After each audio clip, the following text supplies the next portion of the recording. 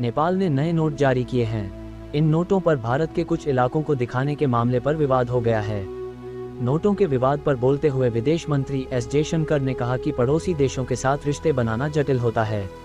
उन्होंने ये भी माना कि अक्सर पड़ोसी देशों के साथ संबंधों में राजनीति का भी ध्यान रखना पड़ता है। उन्होंने रविवार को कटक में एक प्रेस वार्ता में कहा कि कभी कभी पड़ोसी देशों के साथ रिश्ते में थोड़ी बहुत राजनीति भी शामिल हो जाती है। यह इस बात पर निर्भर करता है कि हम कैसे अपने और उनके हितों को मिलाकर चल सकते हैं। उन्होंने कुछ उदाहरणों का जिक्र किया जहां भारत के बारे में अच्छी राय नहीं थी। उन्होंने कहा कि श्रीलंका जैसे देशों में जाकर आप सरकारी अधिकारियों या आम लोगों से भारत के बारे में कुछ नकारात्मक राय सुन सकते हैं।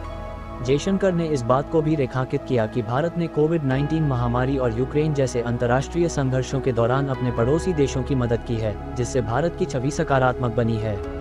जयशंकर ने आगे कहा कि अगर आप पूरी तस्वीर देखें, खासकर कोविड संकट के दौरान जब हमने जरूरतमंदों की मदद की थी, या यूक्रेन जैसे संघर्षों के वक्त जहां हमने प्रभावित लोगों तक जरूरी सामान पहुंचाए थे, तो हमारे कार्यों से ही बहुत कुछ पता चलता है। उन्होंने बताया कि भारत क्षेत्रीय स्थिरता और सहयोग के अपने वादे को पूरा करने के लिए प्रभावित इलाकों तक जरूरी चीजें पहुंचाने में अहम भूमिका निभाता है। विदेश मंत्री EAM एस जयशंकर ने यह भी बताया कि कई बार हमारे पड़ोसी देश, जैसे प्याज की कमी होने पर, अतिरिक्त मदद मांगते हैं। इससे ये पता चलता है कि सकारात्मक और दोनों देशों के लिए फायदेमंद रिश्ते बनाए रखना कितना जरूरी है। विदेश नीति और व्यापार दोनों में ही कभी कभी परेशानी आना आम बात है। जयशंकर ने कहा कि लेकिन हम इनका समाधान ढूंढते हैं और आगे बढ़ते हैं और अंत में सफलता प्राप्त करते हैं।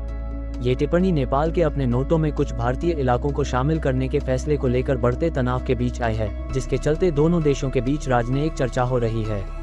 नेपाल की मंत्रिमंडल की बैठक में शुक्रवार को 100 रुपये के पर नेपाल का नया राजनीतिक नक्शा छापने का फैसला किया गया है, जिसमें विवादित इलाके लिपुलेख, लिम्पियाधुरा और कालापानी को नेपाल के क्षेत्र के रूप में दर्शाया गया है। मई 2020 की शुरुआत में नेपाल के नक्शा विभाग ने जमीन प्रबंधन मंत्रालय को एक नया नक्शा सौंपा था। इस नए नक्शे में वो इलाके भी शामिल थे जो पहले के नक्शे में नहीं दिखाए गए थे। विभाग का दावा है कि इस नक्शे में सही पैमाना, दिशा और निर्देशांक प्रणाली का इस्तेमाल किया गया है। मई 2020 के मध्य में नेपाल की ओर से अपने राजनीतिक नक्शे में लिपुलेख, कालापानी और लिम्पियाधुरा को शामिल करने के बाद नेपाल और भारत के बीच तनाव बढ़ गया था। ये वो इलाके हैं जिन्हें भारत ने अपने नवंबर 2019 के नक्शे में शामिल किया था। 2032 ईस्वी में जारी किए गए पुराने नक्शे में गुंजी, नाभी और कुरिया गांवों को शामिल नहीं किया गया था। हाल ही में संशोधित नक्शे में इन गांवों को शामिल कर लिया गया है, जिससे कुल क्षेत्रफल 335 वर्ग किलोमीटर बढ़ गया है। 8 मई 2020 को लिपुलेख कैलाश मानसरोवर को जोड़ने वाली सड़क के उद्घाटन के बाद दोनों देशों के बीच संबंध खराब हो गए थे। इस उद्घाटन का विरोध करते हुए नेपाल ने भारत को एक राजनयिक नोट सौंपा था। इस राजनयिक नोट को सौंपने से पहले भी नेपाल ने भारत की ओर से सड़क बनाने के एक तरफा फैसले का कड़ा विरोध किया था। नेपाल के कड़े विरोध के बाद भारत के विदेश मंत्रालय ने कहा था कि उत्तराखंड के पिथौरागढ़ जिले से होकर जाने वाली यह सड़क पूरी तरह भारत के क्षेत्र में आती है।